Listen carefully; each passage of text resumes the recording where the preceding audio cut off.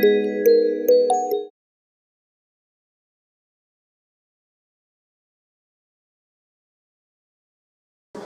nak tahu dengan lebih lanjut, boleh pergi website Hospice Malaysia. Dekat situ kita ada detail tentang relatif provider yang lain.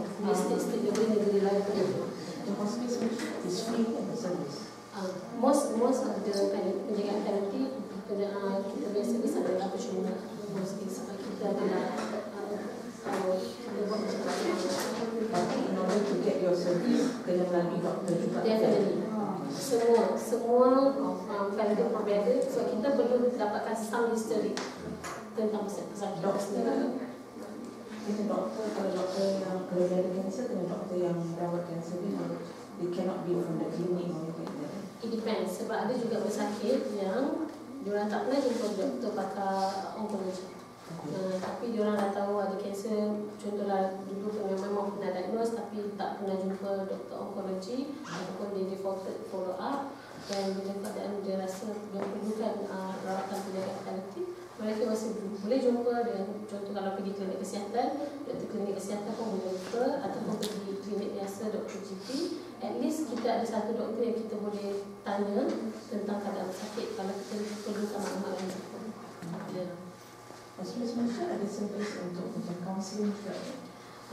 Kita tak ada specifically counselor ada, tapi the nurses, the doctor, the team itself, kita dah diajar macam mana untuk buat counselling untuk patient. Dia ajar macam mana untuk kita tackle setiap aspek masalah yang ada. Hospice ada juga macam servis untuk carers.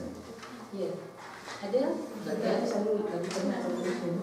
Betul, that's why saya kata penjagaan palliatif bukan hanya Hospice Malaysia. Penjagaan palliatif ini sendiri, kalau kita tengok definisi tadi, bukan hanya kita fokus pada pesakit, kepada keluarga ataupun penjaga.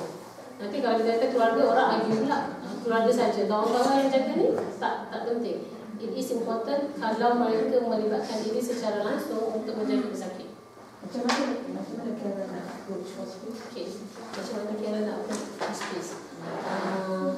Sebab kalau pesakit dari doktor, bila pesakit dirujuk kepada hospice atau penjagaan palliatif, definitely dengan keluarga sekali kita akan look into apa masalah. Maksudnya masalah berkaitan penjagaan pesakit. Kalau pesakit kanser itu atau pesakit kronik pun sama je kan? Depend. Sebab itu dia definisi adalah pesakit yang mengancam nyawa. Contohnya kalau saya kata, sebab fokus kita ini kanser, jadi saya cakap pasal kanser, tapi dia adalah pesakit yang mengancam nyawa seperti kalau ada penyakit motor neuron disease pun boleh. Itu adalah kategori penyakit yang relatif akan jaga juga. Kemudian penyakit seperti retroviral disease ataupun yang kita panggil HIV atau AIDS pun kita boleh buka. Kemudian end stage organ failure, macam heart failure, macam renal failure, bila mana doktor dah try untuk maksimalkan semua rawatan mereka, tetapi keadaan tak membantu, jadi penjagaan palliatif akan seek in. Anak saya dia masuk di Sophie, saya berjalan, tapi tak ada itu salah dulu. Dia kata dia cek biasalah tu kan. Bagus kurang. Tadi dalam konteks kanser disebut fizikal dan sakit fizikal dan emosi. Jadi biasanya culture di Malaysia ni bila palliative care semua orang lebih fokus yang terminal ill, yang dah tak boleh terima rawatan fizikal. So saya rasa untuk menguruskan dari segi emosi lebih mencabar kan. Jadi macam mana approach-nya untuk carer nak approach pesakit spesifik dalam emotional atau psikologi? Okey. Melalui pengalaman saya, yang saya nampak bila pesakit sangat jarang untuk express tentang emosi kepada keluarga. Pertama, orang ada rasa tak nak membebankan. Tak nak membebankan keluarga kalau saya luahkan perasaan saya macam ni. Contohnya dia rasa, dia sendiri rasa terbeban dengan bila mana keluarga terlalu menjaga mereka. So dia rasa macam saya membebankan, lebih baik saya mati. Kebanyakannya pesakit memang tak nak cakap dengan keluarga. Melainkan kalau cara mereka memang jenis diorang always talk to each other, always express apa yang diorang rasa. Kedua, kenapa diorang tak nak cakap dengan keluarga? Sebab sebab dia rasa keluarga tak akan dapat bantu banyak pun kalau dia orang cerita. Jadi bila keadaan ini berlaku, kita akan cuba buat eksplorasi dengan pesakit. Apa yang buat dia rasa sedih? Of course, bila kita didiagnos dengan penyakit macam nyawa, kita akan rasa sedih, emosi kita akan terganggu. Jadi kita akan tanya dia, apa yang buat dia rasa sedih? Adakah sebab dia tak boleh menjalani kehidupan seperti biasa? Macam dulu boleh pergi hiking, boleh pergi shopping tiga masa. Sekarang ni semuanya ada dalam limited. So kita akan cuba tanya, apa yang boleh, sebabnya bukan semua benda kita boleh fix. Definitely bukan semua benda kita boleh fix. Tapi kita akan cuba untuk cari jalan macam mana kita boleh untuk kita bagi maksudnya apa yang kita boleh achieve untuk pesakit ni. Kita tukar dia punya goal tu dulu buat jadi kehidupan macam biasa, tapi kita tukar dia punya aim kehidupan dia dengan skop yang lebih kecil yang dia mudah capai. Jadi kita tanya, okey, kalau dia kata saya sedih sebab anak saya tak jumpa anak saya. Benda yang macam tu kita boleh reach. Okey, anak dekat luar negara. Mungkin kita boleh buat video call. Kita okey, nak tak kalau kita tolong kita buat panggilan video call dekat anak. Kadang-kadang benda-benda kecil macam ni, diorang tak fikir. Oh ya, mungkin boleh. Ya. So, emosi yang sedih sebab tak jumpa anak yang dekat luar negara ni boleh dapat dikurangkan dengan benda-benda yang simple macam ni. Tapi misal kata dekat rumah sendiri, keluarga dengan anak, nanti ada satu case study yang saya akan cerita yang mereka merangkumi semua aspek penjagaan paliatif. Di mana kadang-kadang keluarga ni rasa sakit ni ada lah, tak nak lah, dia nampak sedih, cuba macam push patient untuk buat. Sebenarnya keluarga tu sendiri kena ada cara, maksudnya kena tanya, dia kena different approach. Dia tak boleh dulu boleh cakap lepas je, oh ayah ni macam ni, sekarang tak boleh. Cakap ayah ada rasa sakit ke, ayah ada rasa apa yang saya boleh bantu. Dan pendekatan cara kita bercakap tu penting. Tanya ayah sihat ke, perkataan ayah sihat tu, ayah sihat ke, ayah selesa ke. Kadang-kadang sihat orang marah. Of course aku tak sihat, ni dia sakit dia sihat. So cakap ayah selesa ke. Dengan kata ayah selesa ke, dua perkataan yang sama tapi intonasi yang berbeza dalam penting. Kadang-kadang cara kita bekerja menjadi keluarga, menjadi orang yang menjaga pesakit ni mencabar sebenarnya. Memang mencabar kesabaran, mencabar penat tu sendiri. Tapi kadang-kadang kita punya reaksi bila kita kepenatan dengan pesakit tu macam pesakit dah terasa ni, rasa waktu membebankan. Mungkin kita sebagai penjaga cuba meletakkan keadaan kita di tempat orang yang kita sayang tu, macam mana kita rasa, macam mana kita nak treat. Sama juga dengan nurses dengan doktor. Macam mana kita nak, kalau kita sakit, macam mana kita nak kita punya klinik ni, kawan-kawan kita jaga diri. Macam tu lah kita nak, macam mana nak jaga, macam mana kita boleh bagi perkhidmatan kepada pesakit. Ya. Ada soalan lain daripada audiens? Tuan ni tadi dia tanya apa makna hospice. Hospice ni kalau tanya makna, kalau American punya hospice adalah tempat untuk orang dah orang kata menunggu masa. Tapi sebenarnya hospice ni sendiri adalah penjagaan paliatif. Equivalent meaning, sama. Tak ada ni lah, maksudnya tak ada. Tak apa, nanti saya cari. Sebab kalau hospice Malaysia, HOS, PIS tu kita brand saja. Tapi kalau sebenarnya it's just a name. Okay. Macam Panadol tu brand. Tapi nama buat dia paracetamol. So ada banyak lagi company lain yang buat brand paracetamol. So hospice tu sendiri kalau dalam bahasa Inggeris, hospice, HOSPICE. Tapi HOS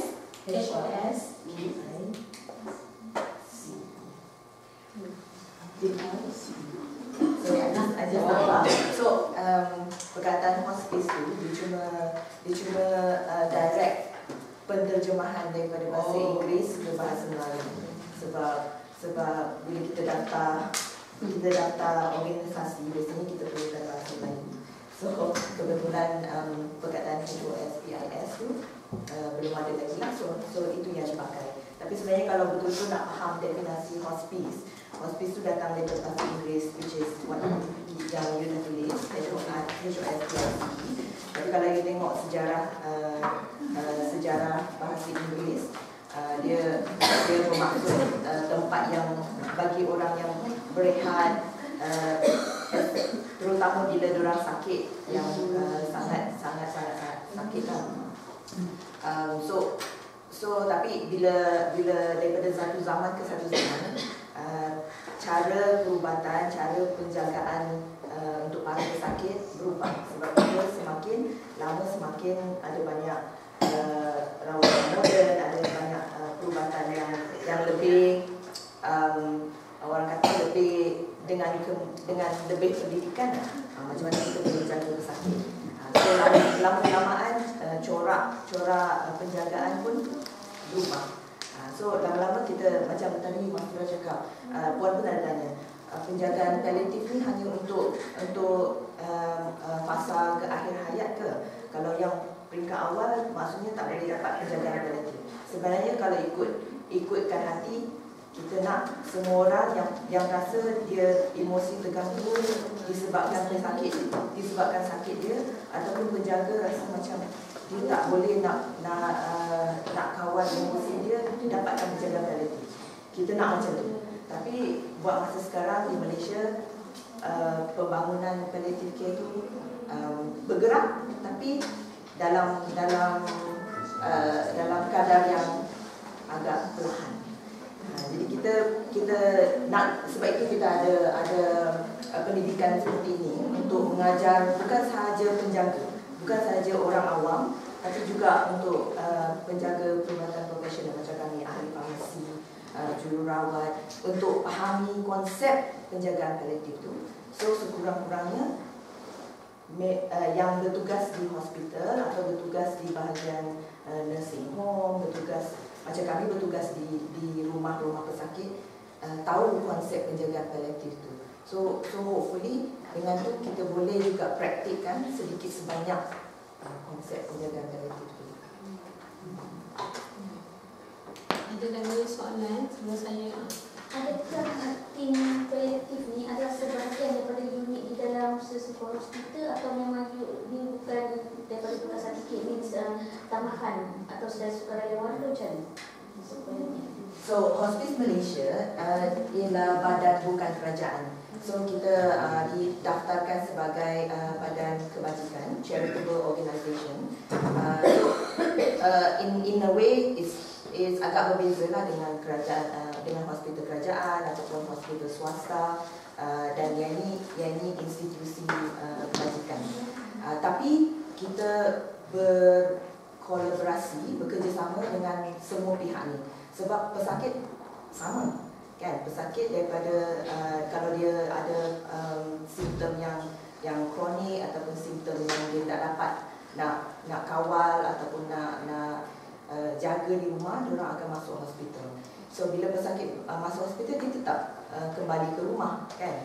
So bila dia balik rumah, inilah tim community yang boleh bantu pesakit di rumah dan tengok sama ada gejala simptom macam sakit atau muntah dan banyak lagi masih boleh dikawal dengan tunjuk ajar yang betul kepada penjaga-penjaga ataupun kepada pesakit itu sendiri untuk uruskan kehidupan yang seterusnya. Tapi kalau let's say dia ada lagi masalah yang tak boleh lagi settle dekat rumah, then kita akan cuba rujuk semula ke hospital untuk tinggal di situ buat sementara waktu until gejala simptom dia terkawal semula. So nanti dia boleh balik rumah. So di setiap negeri di Malaysia ada satu tim community. Sekurang-kurangnya satu atau dua. Kalau dekat Klang Valley, Lembah Kelang ni ada besar, kan, area besar.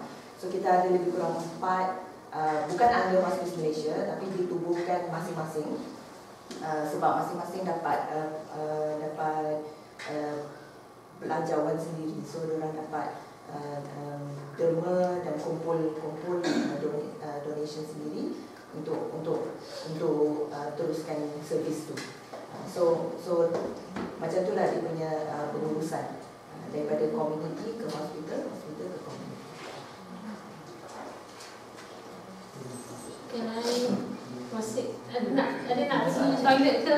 Last question. Okay, can. So kalau carer, apa dia dia kemahiran yang diperlukan untuk bantu, kata sebelum dia call palliative care, apa yang dia perlu buat in terms of mengumpulkan maklumat ke, tengok apa tu behavior pattern ke, untuk bantu palliative care so that dia boleh give a proper diagnose lah kita boleh.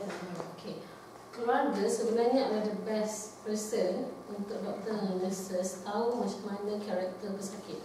Contohnya kalau dia sakit, dia mengalami kesakitan, biasanya keluarga adalah orang yang pertama boleh tahu, oh macam kalau dia bibit, biasanya tak boleh bercakap, kalau behavior certain behavior dia sakit macam ni. Kalau bagi ubat ni dia dah better. Tapi keluarga tu sendiri tak boleh judge pesakit tu. Maksudnya kata, oh ayah saya ni dia mesti sakit kalau macam ni. Tapi bila kita tanya pesakit, tak adalah, sebenarnya tak ada pun rasa sakit macam tu. Jadi apa yang keluarga dan pesakit, kolaborasi keluarga dan pesakit itu penting. So pesakit ni ada beberapa jenis, ada yang boleh sendiri meluahkan, ada yang sendiri tak boleh bercakap. Jadi keluarga macam tu, tapi doktor tanya tadi, pentingnya keluarga adalah untuk memberi maklumat pada doktor, kena menjadi orang yang lebih observant orang sakit, macam mana karakter dia selepas dia dapat penyakit ni. Adakah karakter dia dah bertukar ataupun dia masih sama juga macam dulu, masih boleh buat perkara yang lain, ataupun dia punya karakter tukar, dia ada simptom-simptom depresi. Maksudnya dulu orang yang suka sociable, suka bercakap, sekarang become very quiet. Dia tanya kenapa dia, kenapa ayah dia lain. Tak ada apa-apa. Dia tak ada cakap dia sakit, dia susah nafas, tak ada. Dia hanya withdraw, maksudnya dia dah tak bercampur. Kemudian dia dah start makan, atau dulu dia makan macam biasa, portion yang biasa, ataupun dia makan berlebihan, ataupun dia makan sikit bukan sebab dia tak boleh makan, dia tak nak makan. So kalau maksud dia ada simptom-simptom depresi, itu adalah juga penting untuk keluarga bagi tahu doktor. Sebab kadang-kadang pesakit tak bagi tahu doktor dia ada simptom-simptom macam ni, dia diam sendiri. Sebab dia tahu dia ada kanser, tak nak cakap lah, biarlah aku tanggung. Jadi keluarga adalah penting untuk jadi lebih observant. Dan keluarga adalah lebih penting untuk jadi proaktif, untuk tanya doktor. Kalau kita tahu dapat maklumat certain thing, oh doktor saya dapat tahu daripada sekian macam ni. Jangan take it semua information. Dekat luar banyak sangat informasi tentang kanser. Ambil ni lah, ambil ada gajah lah, itulah, makan. So sedangkan pesakit ni dah makan kemoterapi ni, kita tak tahu yang kita makan yang bukan maksudnya yang lain tu boleh tak kompetitif tak dengan rawatan ni. Kalau keluarga pun diam, pesakit ni duduklah makan sebab kawan bawa kan bagi. Keluarga ni pun kata, mungkin baik kot, tapi tak boleh ikut-ikut. Kena ada sentiasa sifat ingin tahu, betul ke tak betul? Betul ke tak betul? Jadi keluarga kena ada sifat ingin tahu dan ada sifat untuk bertanya, untuk tanya doktor, boleh tak macam ni? Boleh tak? Sebab kita bukan yang medical term. Kebanyakan keluarga bukan dalam bidang perubatan. Jadi kita information kita tu terhad. Kita dah dengar orang punya pengalaman dan kita ambil. So kita tak boleh just ambil. Kita ambil, tanya doktor. Doktor, boleh tak ayah saya makan ni? Ayah saya ada makan ni, orang bagi. Boleh tak? Membahayakan ke tidak? Tengok apa yang jadi keluarga dia kena jadi observant. Dia kena ada rasa ingin tahu. Dia akan ada rasa nak bertanya. Banyak pesakit-pesakit saya ataupun keluarga pesakit kami komplain dekat kita, dekat hospital doktor tak buat macam ni, doktor tak buat macam ni, saya sakit dekat hospital tapi tak bagi ubat. Tapi kita tanya, ada tak tanya dengan doktor, ada tak cakap dengan doktor yang lain sakit? Tak ada. Jadi doktor ni kadang-kadang dia tengok, oh nampak selesa, dia tanya makcik okey ke? Okey, kalau pasal lelaki ni semuanya okey sebab nak balik cepat, nak discharge kan? Tapi bila mak datang ke, anak datang ke, dia sakit ni, belakang ni, dia sakit, tak boleh kencing, tak boleh berak. Tapi apa ni? Tak boleh anak ni, nanti kan dia datangkan, dia tanya, tak ayah yang beritahu lah. Ayah ni dia nak cakap sebab nak balik cepat kan? Jadi penting ni keluarga, bila pesakit komplain sesuatu, ayah ni tak bagi tahu doktor, kena tanya dengan doktor. Ayah saya semalam ada cakap masa saya datang macam ni. Jadi doktor ni kadang-kadang jangan kata aku pergi hospital sepatutnya doktor kena dah tahu aku sakit apa, nurse kena dah tahu aku sakit apa. Nurse dengan doktor ni perlu dapatkan informasi dari pesakit atau keluarga.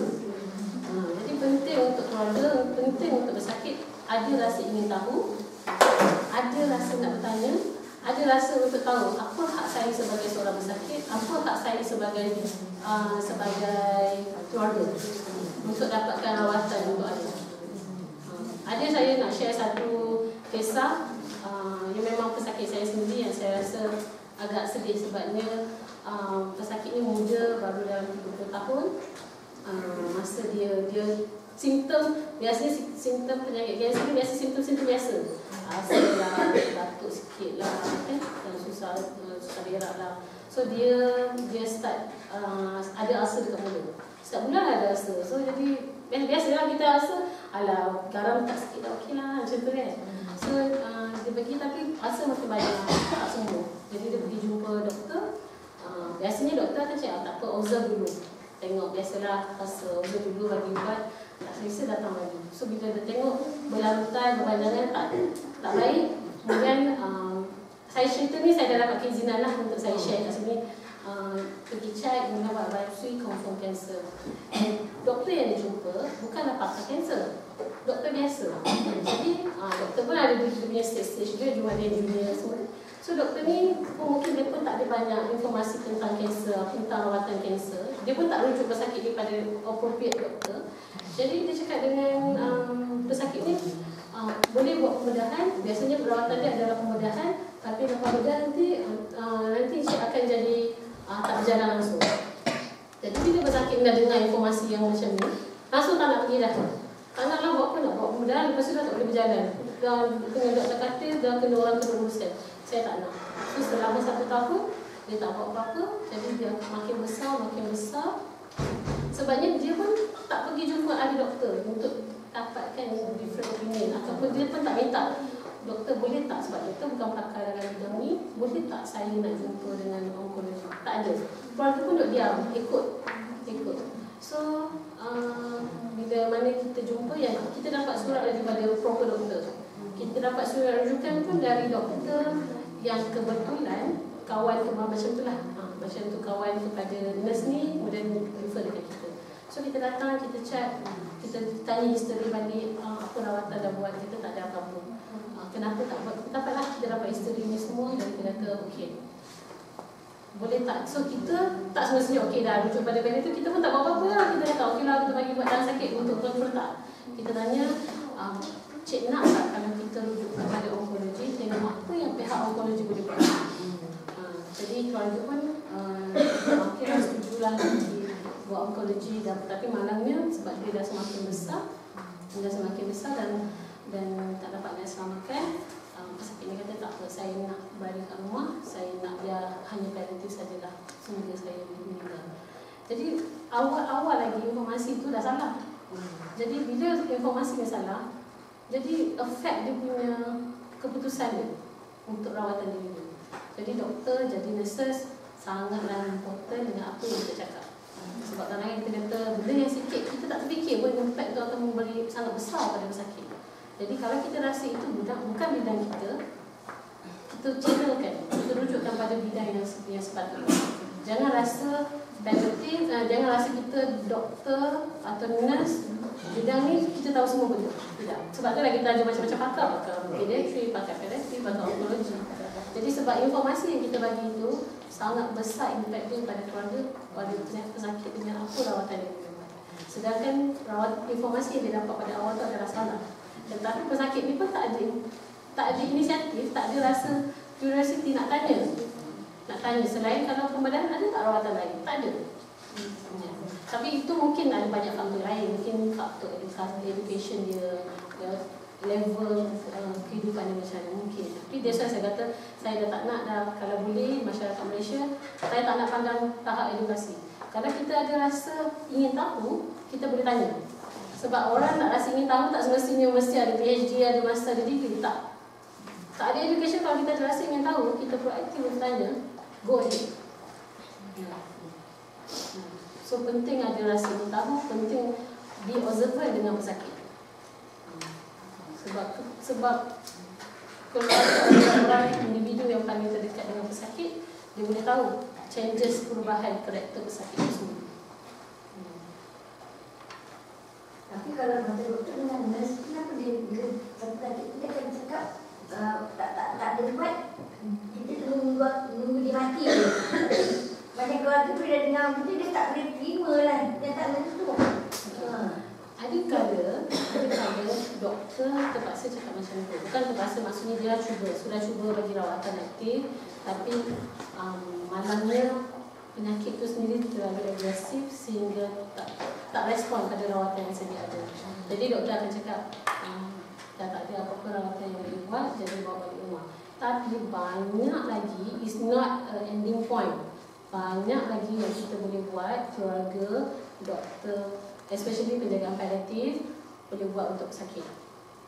Benda kecil macam saya cakap, kadang-kadang bila kita tanya pakcik apa yang makcik atau pakcik paling penting, surprisingly banyak benda bukan tentang kesihatan. Saya sebenarnya nak ambil gambar dengan keluarga. Saya tak pernah ambil gambar dengan keluarga. Benda-benda macam tu boleh tak kita buat? Boleh kan? Boleh kan?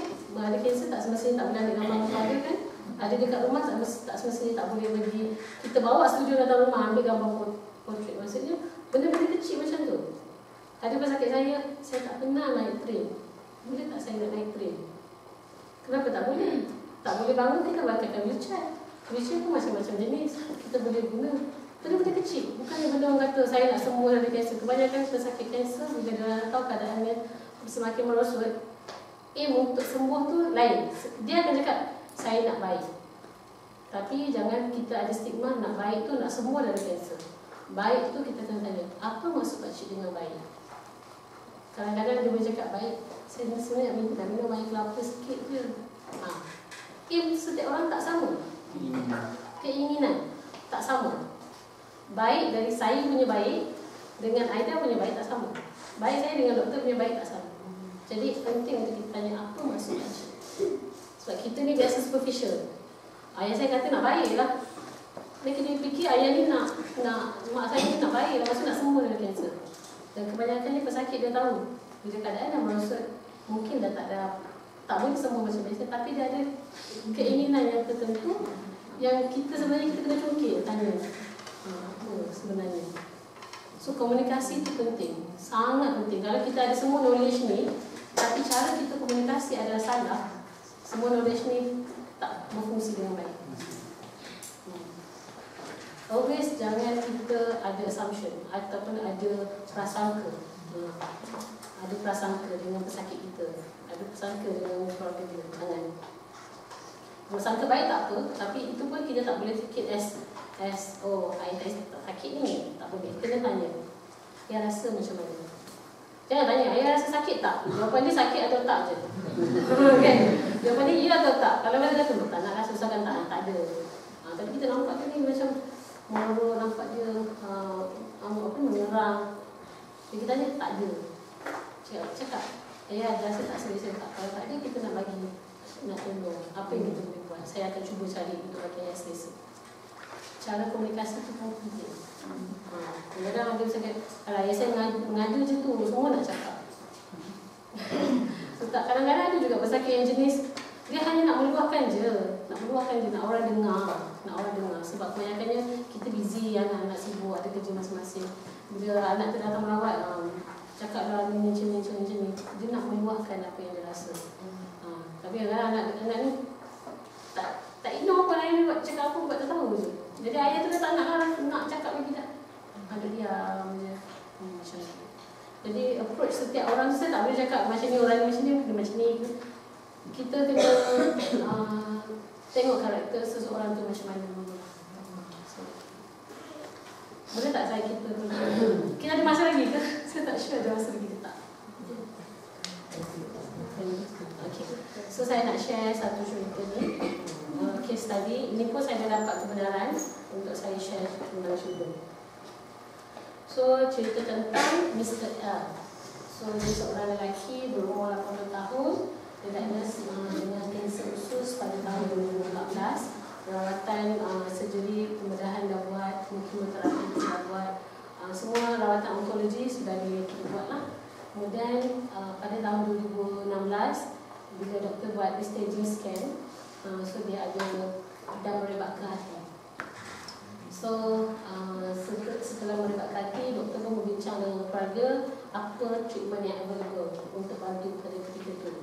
Tapi keluarga sangat concern dengan pesakit, takut pesakit dia lah sebelum ni dah 2014 sampai 2 tahun dia kata kembali aktif, tiba-tiba 2016 dapat merebak ke hati, jadi keluarga takut nak bagi tahu tentang merebak ke hati. Jadi pihak setelah berbincang, dia kata okeylah kita rujuk pada penjagaan pengganti di hospital dan hantar ke komuniti juga, which is Hospice Malaysia lah. Pada Jun 2016, dia adalah seorang bekas anggota polis in this criminal case. Berkahwin, mempunyai 3 orang anak. Tapi anak-anak ni semua tinggal di luar kawasan. So dekat rumah hanya ada isteri dan dia sakit saja. Jadi masa kita datang tengok akses pesakit dekat rumah, ada beberapa isu yang kita kena pasti. Ada beberapa masalah. Pertama, masalah pollution. Pollution saya tak tahu dalam bahasa Melayu ni apa, tapi saya elaboratekan.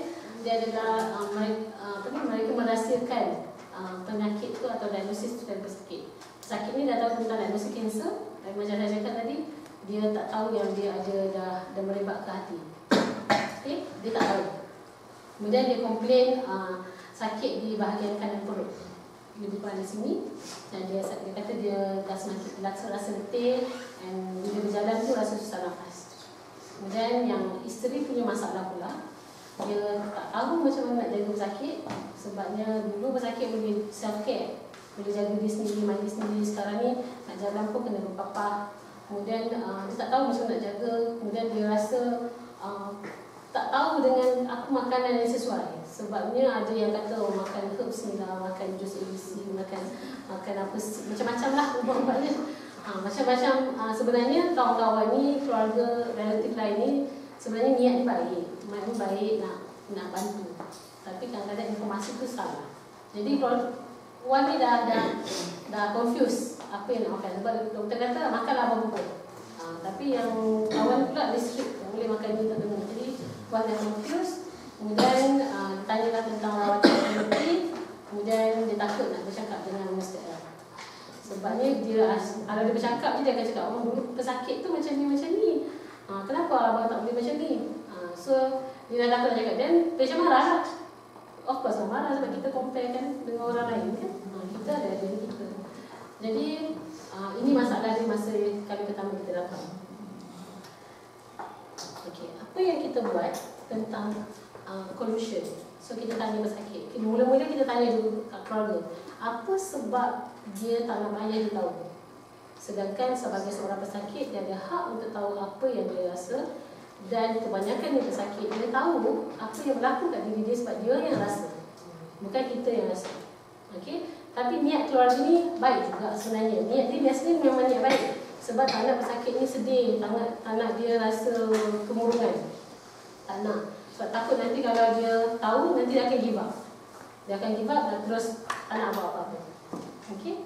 Tapi bila kita tanya sakit, dia kata dia nak tahu dengan penyakit apa yang dia tahu. Sebab masa dia sakit tu, dia rasa ada something. Dia boleh rasa something is not right. Dia rasa keadaan dia pun dah semakin lesu.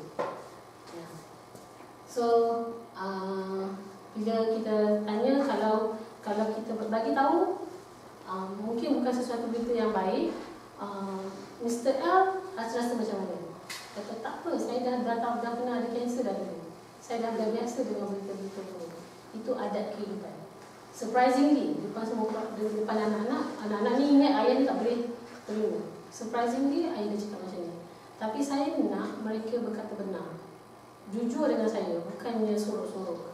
Ini hak saya yang rasa. Bukannya anak, bukannya isteri, bukannya doktor.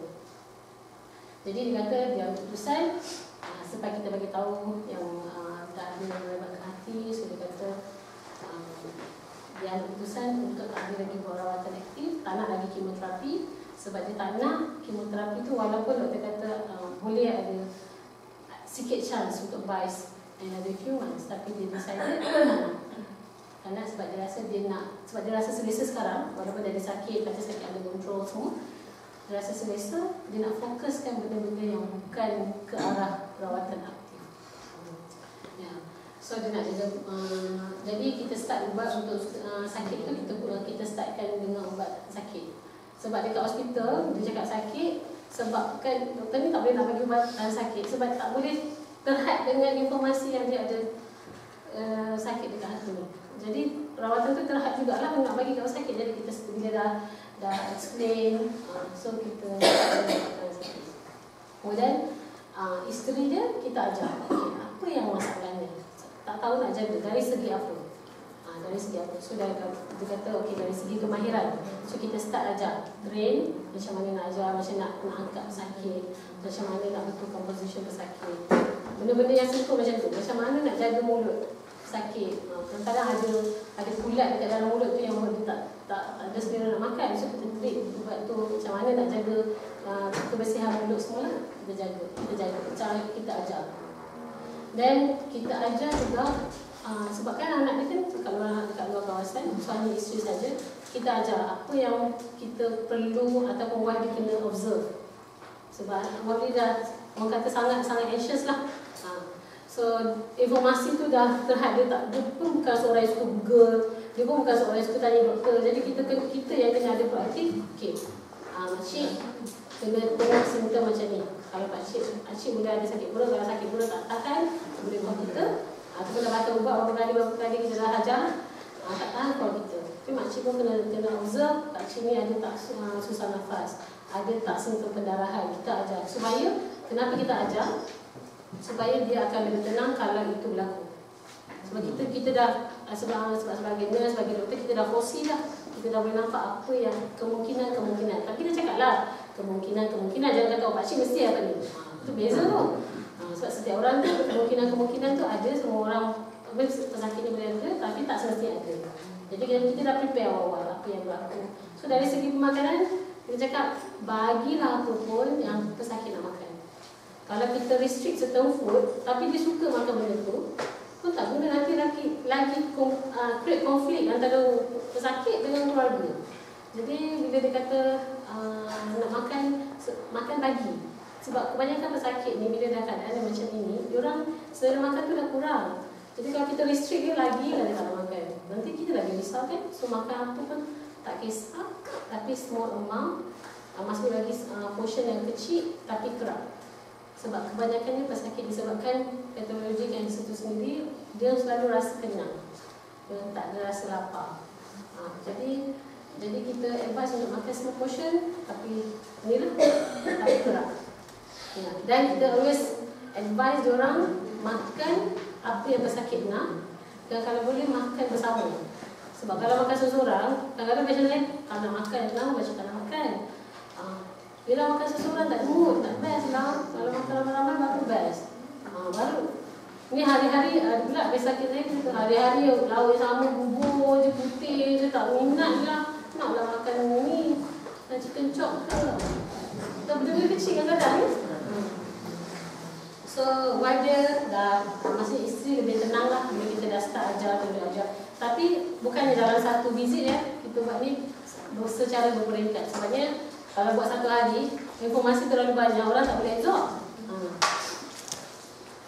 So, tapi 6 bulan kemudian, masa kita dah start, tengok dia dari bulan 6 sampai ke bulan 12, kita follow up lah tentang dia punya simptom semua. Tapi selepas 6 bulan, dia jadi semakin lemah, sakit semakin meningkat, kemudian dia jadi kuning, dia jadi kuning.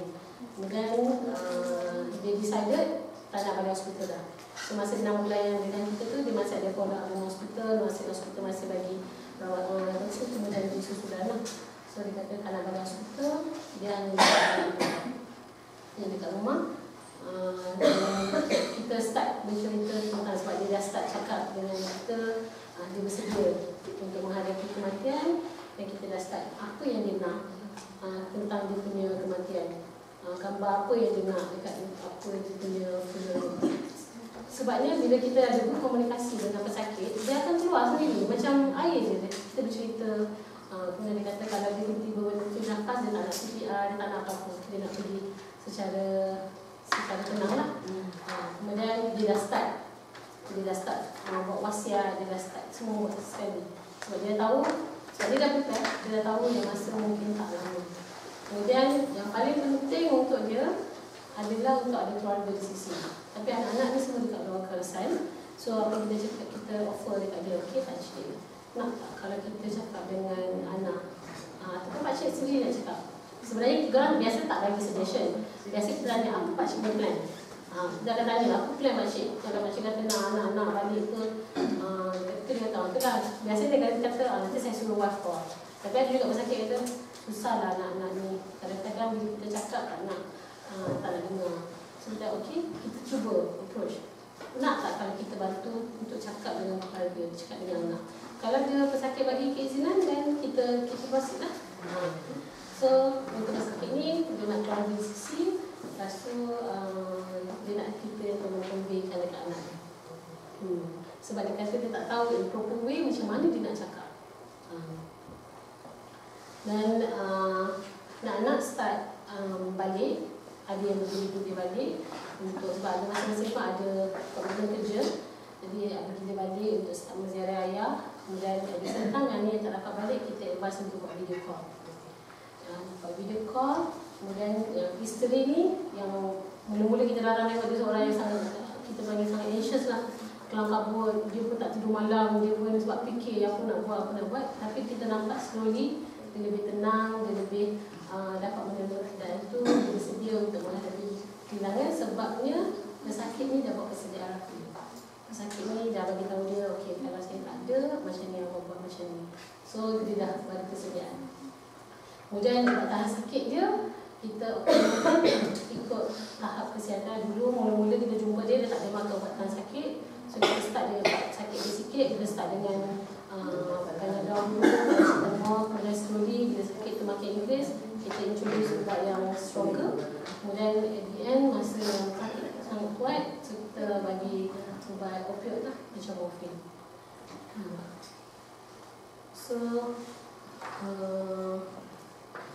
So perjalanan terakhir dia start tak boleh telan, dia dah start susah nak makan. So kita ajar keluarga, definitely bila start sakit dan susah nak telan, susah nak makan, dia orang akan tanya perlu tak drip, perlu tak masukkan tip feeding.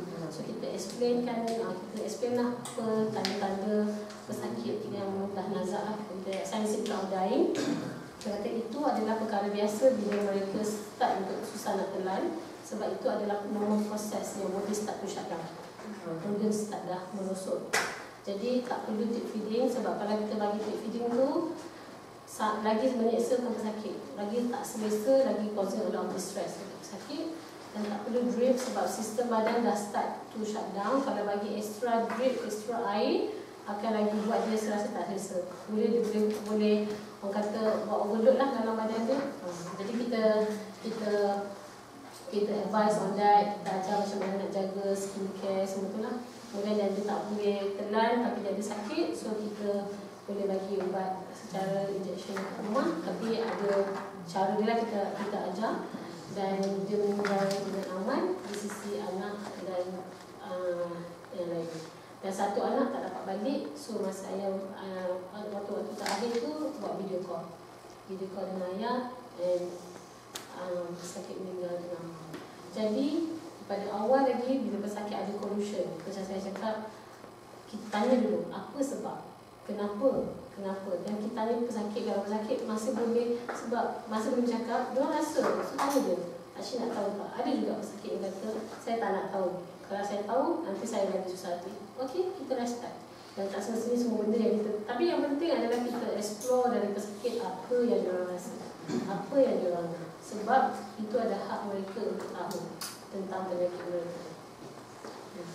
So akhirnya Mr. A meninggal dengan